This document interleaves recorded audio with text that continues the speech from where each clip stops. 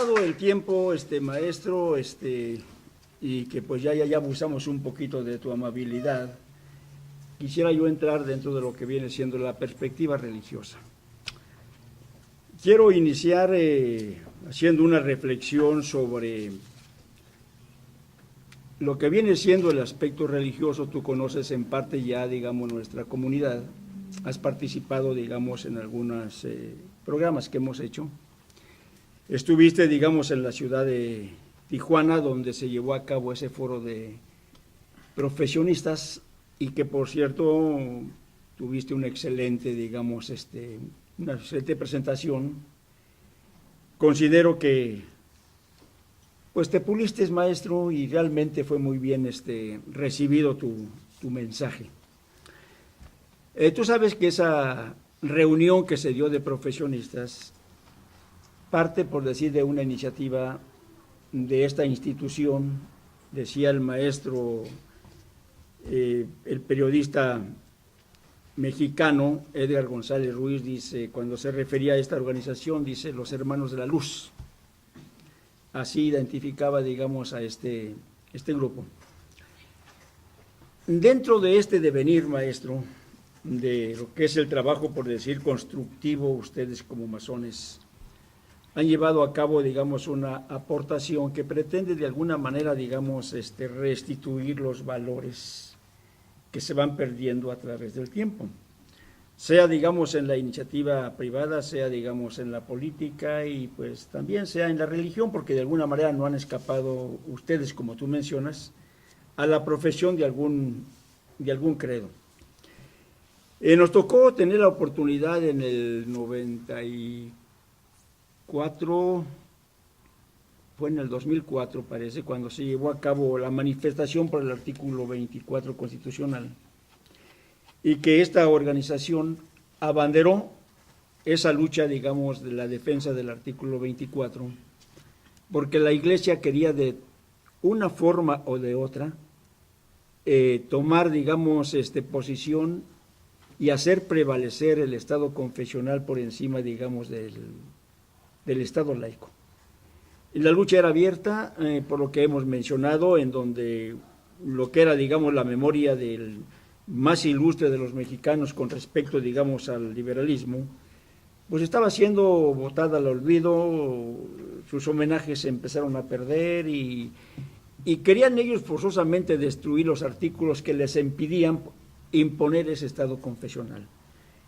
La organización precisamente de Luz del Mundo tomó la bandera y hubo manifestaciones casi en todos los estados de la República, y hablamos de manifestaciones muy numerosas, en donde los gobiernos empezaron a darse cuenta que había un grupo defensor, vamos a decir, no solamente de un derecho humano que es el credo, la libertad de expresión, la libertad de religión, y que se iba a oponer abiertamente, digamos, a que el clero impusiera, como estaba acostumbrado, digamos, sus dogmatismos y las leyes, los cambios, vamos a decir, la Constitución X. Yo creo que tú has sido testigo de esa participación que ha tenido esta organización. La inquietud, maestro, que tengo en estos momentos, y te hago yo la pregunta antes de pasar con los ministros que nos acompañan, a los que quiero también hacerles algunos cuestionamientos. ¿Qué opinión tienes tú, maestro, respecto, por decir así, a este trabajo que aquí estás viendo? Es parte, digamos, de lo que es una pequeña parte. En estos momentos, por ejemplo, en el centro California, está, digamos, un gran grupo de jóvenes de diferentes, digamos, partes.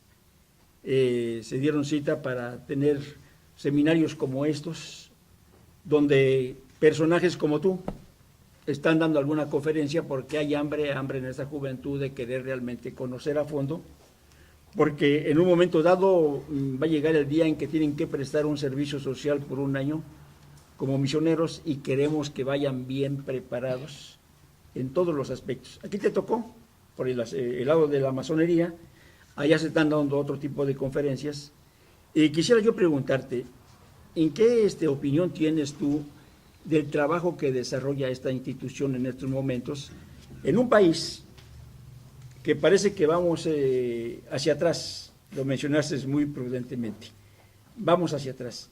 Violencia, violaciones, secuestros, muerte, carteles, corrupción, digamos, policial, corrupción en el gobierno, corrupción en todas las instituciones, por decir así, que colocan a nuestro país en el nada agradable, casi número 1, de los más corruptos en América Latina y en muchas partes del mundo. Un título realmente que pues a todos preocupa ya en este instante, en estas condiciones, maestro, en donde hay, digamos, un éxodo masivo de creyentes. ¿Qué opinión tienes tú, por ejemplo, de esta organización que hoy está floreciendo de una manera muy visible? Nos gustaría nos dieras tu opinión con respecto a eso y pasamos con los ministros que hoy nos acompañan, que nos den un pormenor de algunas preguntas que tenemos. Bueno, empezaré por decirles, porque tengo que decirlo, para que la honestidad vaya por delante, que yo no soy religioso, pero eso no significa que yo no respete la forma de pensar de cada quien, porque como dije, hay muchas formas de matar pulgas, sí, y cada uno de nosotros tiene el natural derecho, elemental derecho, de procurar su propio camino hacia la felicidad o hacia el logro de sus objetivos. Por lo tanto, para mí es elemental el expresarles que soy extraordinariamente respetuoso de su forma de ser y de pensar. No soy quien para emitir un juicio, excepto en el aspecto ético, no en el religioso, porque en el religioso tiene sus autoridades y sus disposiciones respectivas. Pero en el aspecto cívico, que es el que yo observo, el aspecto social, el aspecto cultural, la expresión política en el sentido de deseo de participar en la solución de los problemas que les competen o que les afectan, a mí me parece que son dignos no solo de respeto, sino de admiración. Yo en alguna ocasión le comentaba a quien me interpelaba al respecto, me preguntaba con relación a esto, igual que como lo haces ahora tú. Mi respuesta es esta. La memoria histórica que toda organización, sobre todo en el ámbito de las diferentes denominaciones cristianas, o judías inclusive, o de cualquier otra denominación, debiera de estar presente para recordar la época en que en este país no se podía creer libremente en lo que uno espiritualmente deseaba hacer. Porque estábamos obligados todos los ciudadanos de este país, o súbditos cuando fuimos imperio en 2 ocasiones, a seguir las doctrinas de una sola institución que era considerada inamovible, puesto que había surgido de un imperio, el Imperio Romano. Digo, todo tiene una razón de ser y se explica. Así es que la actitud de ustedes me parece, o sea, la actitud de la luz del mundo, me parece digna de encomio y desde luego que la reconozco y les agradezco que me hayan invitado, porque me recuerdan que la batalla no está perdida, que esta lucha la tenemos que dar cada uno de nosotros en nuestra trinchera, en el frente que nos corresponde. Desde el punto de vista espiritual, ustedes tienen todo el derecho del mundo de defender las cosas por las cuales creen y en las que están ustedes fincando su propia existencia, su vida social, su vida familiar, su vida espiritual, porque ustedes tienen plena convicción y fe en el resultado de lo que están haciendo y el esfuerzo que ustedes realizan. Y por lo que se refiere al aspecto cívico, la expresión de la opinión de ustedes manifestada a través de sus diferentes organismos sociales o políticos o de organización general en México ayuda enormemente a que el Estado no pueda llevarse todas las castañas al fuego con la misma mano.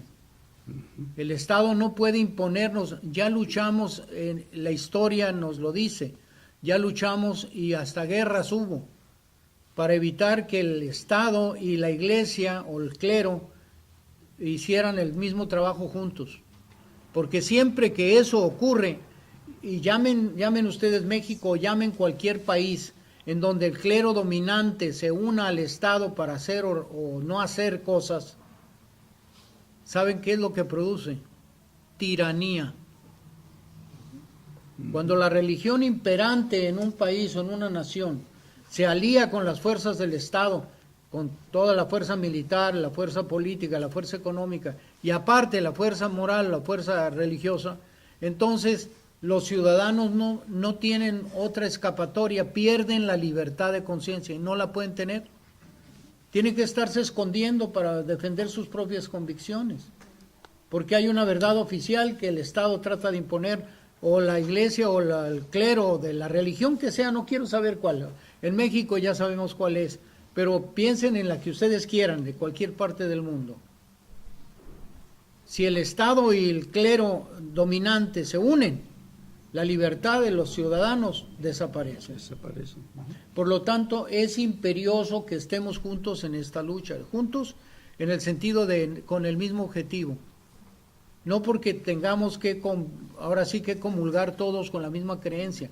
Cuando yo les hablaba de la mesa en que estaban los Kiriakides y los Rosenberg y otros amigos más su servidor, de tan diferentes opiniones y vertientes, pero en una forma tan armónica, tan fraterna entre nosotros, que no puedo menos que decirles que por esa razón nosotros guardamos una especial deferencia al Salmo 133, donde dice: mirad cuán bueno y cuán delicioso es estar los hermanos juntos y en armonía. Es como el perfume que desciende de la cabeza hasta la barba de Aarón, y de allí desciende hasta la orla de sus vestiduras. Como el rocío de Hermón, hace rato hablé. Un precioso salmo, ¿verdad? Desciende en el monte de Sión, porque así envía el Altísimo bendición y vida eterna. Y vida eterna, dice. Entonces, al decirles yo esto, les estoy dando la explicación del por qué los seres humanos tenemos que ser fraternos, independientemente de nuestras pequeñas diferencias de opinión. Porque nos es mandado, lo tenemos como un mandamiento, es un mandato. Y consecuentemente, además, es el mejor camino para que la sociedad pueda salir adelante con tolerancia y con respeto. Eso, maestro, que acabas de mencionar, yo creo que ha sido parte de lo que busca esta institución con el trabajo que está llevando a cabo.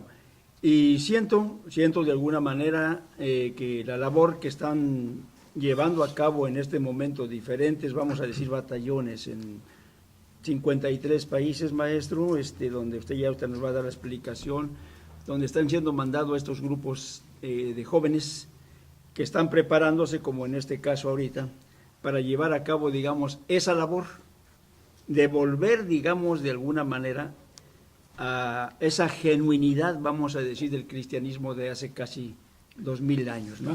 Que es parte, digamos, de la labor. Bueno, el pensamiento del maestro lo hemos escuchado. Ve con beneplácito el trabajo que está desarrollando esta comunidad, claro, porque es para bienestar espiritual y aún para bienestar comunal, bienestar humano.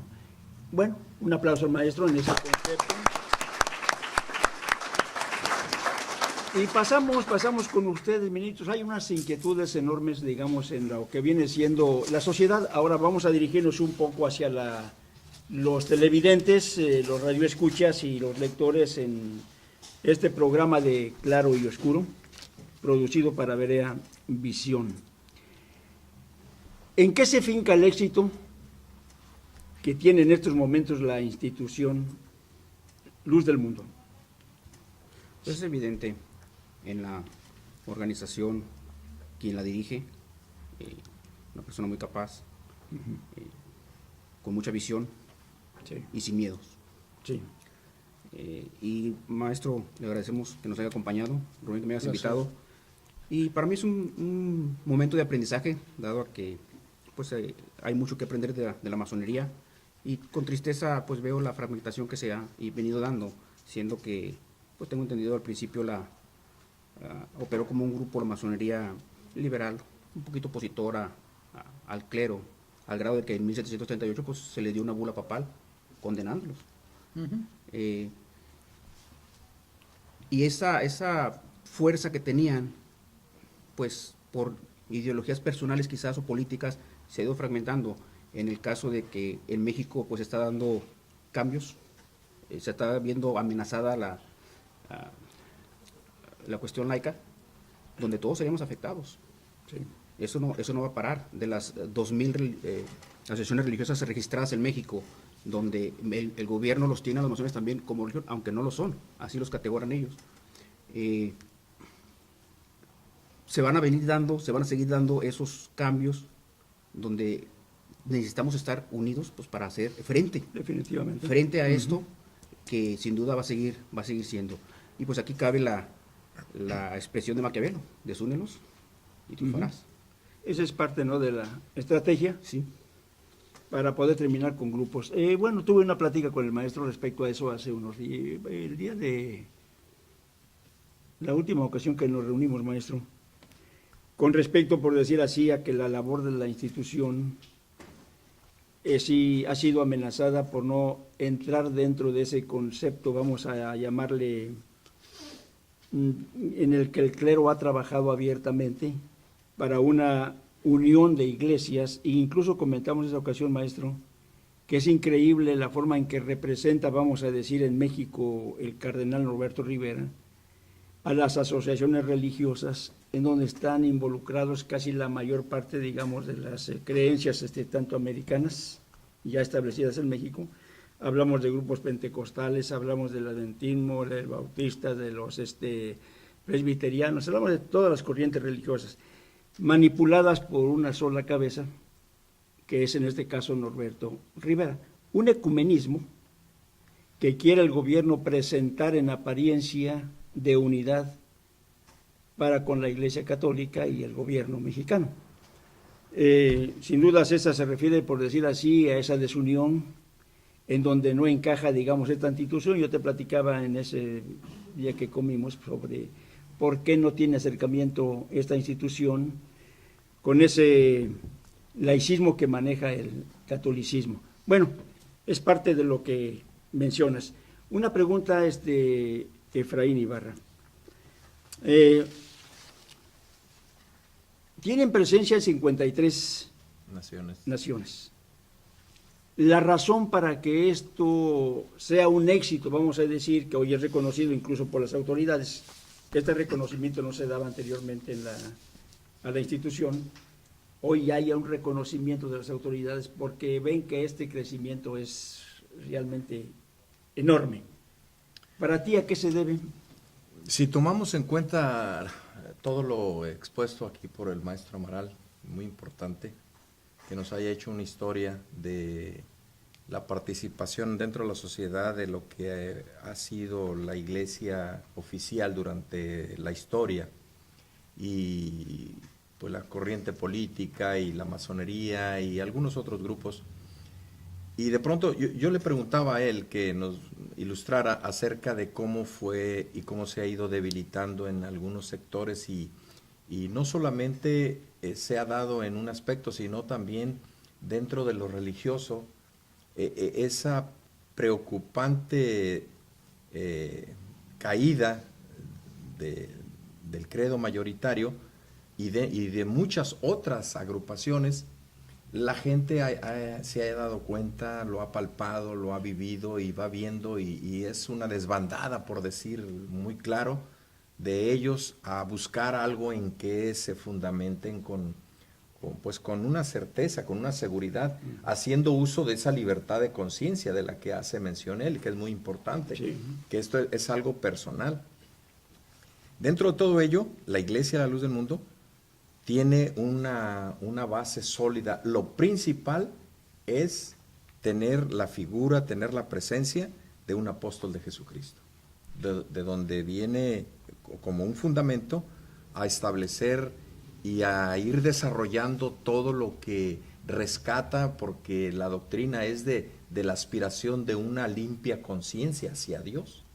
Entonces, eso va al hombre mostrándole como dijo el Señor a Nicodemo, lo recuerde aquí el maestro Amaral, cuando le dijo que era necesario nacer de nuevo, porque es importante abrirse y acercarse uno y tener esa esperanza para irse uno regenerando Eso es lo que ha ido haciendo la Iglesia de la Luz del Mundo, en base a ese fundamento apostólico.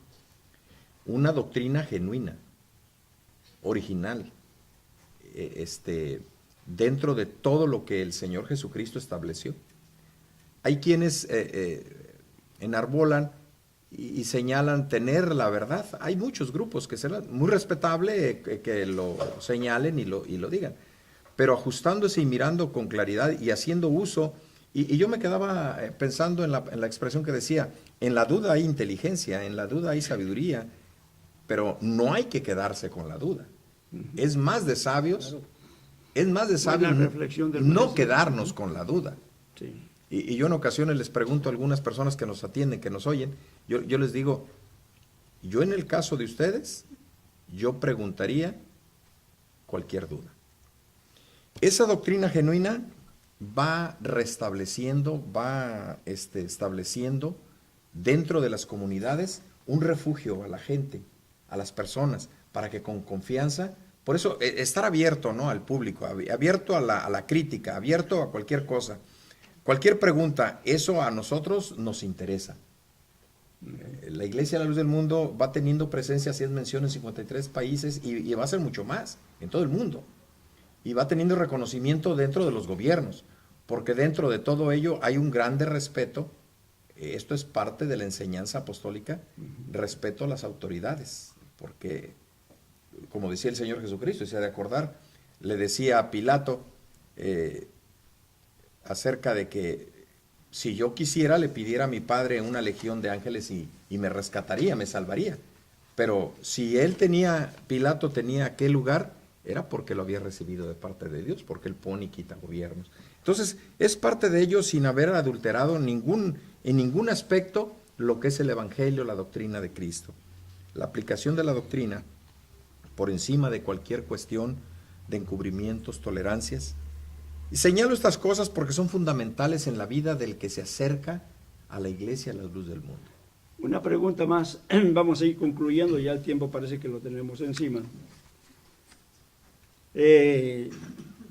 ¿Algún miedo, algún temor en la seguridad que muestran en cuanto al conocimiento de la doctrina?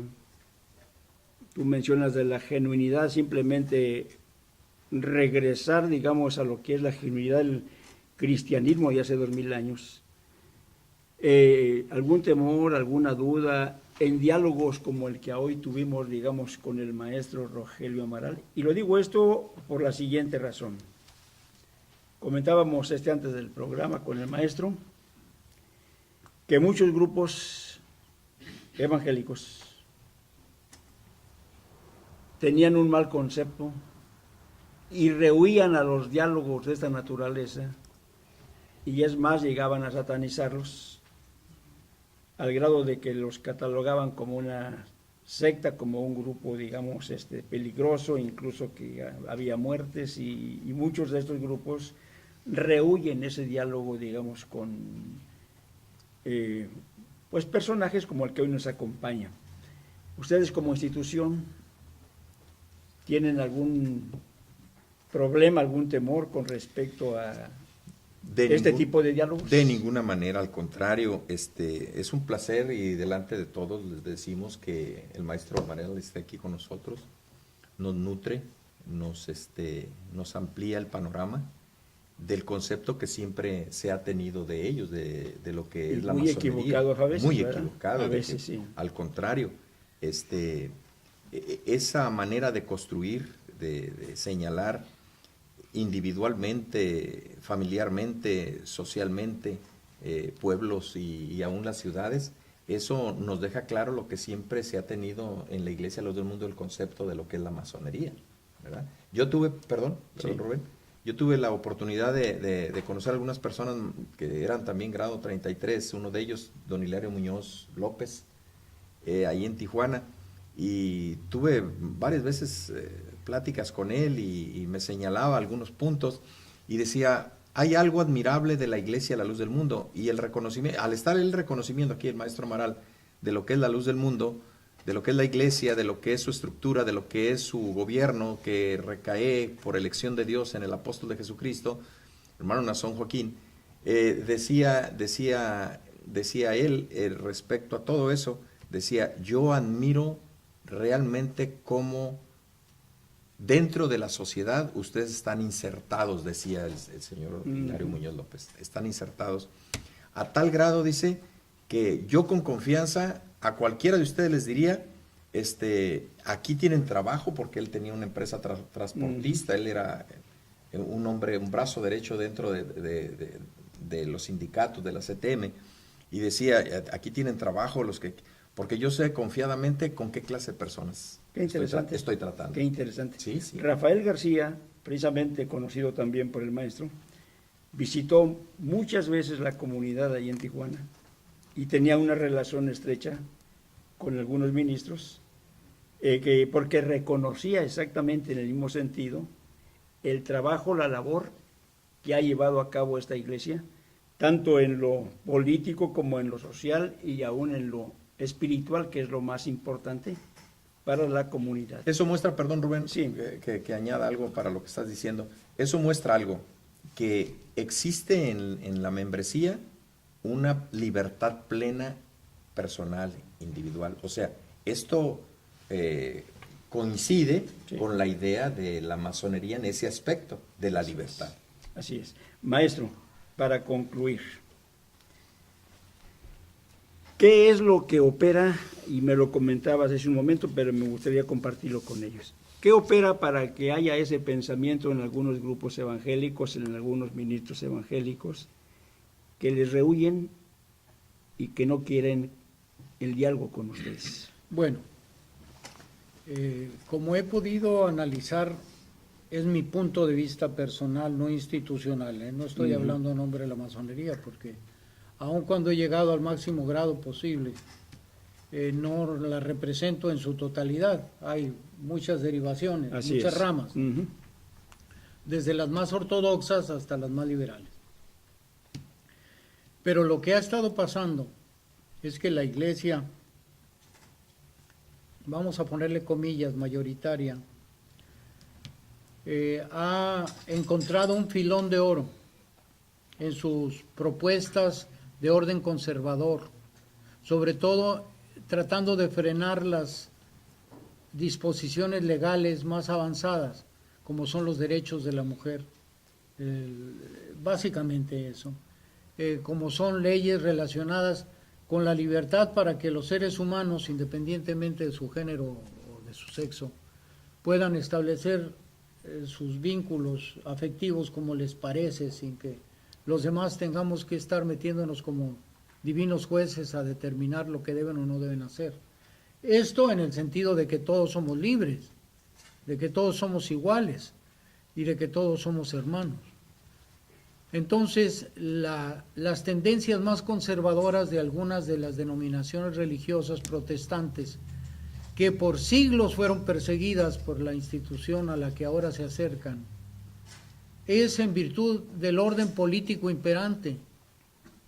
Por razones políticas han encontrado estas organizaciones la ventaja de sumarse al calendario político de una institución poderosa, con la finalidad de ver qué ventajas se pueden obtener al corto plazo en términos de su ubicación dentro del plano político-social del país, en este caso de México. El tiempo se nos acabó, Sí. maestro. Una última, nada más palabra.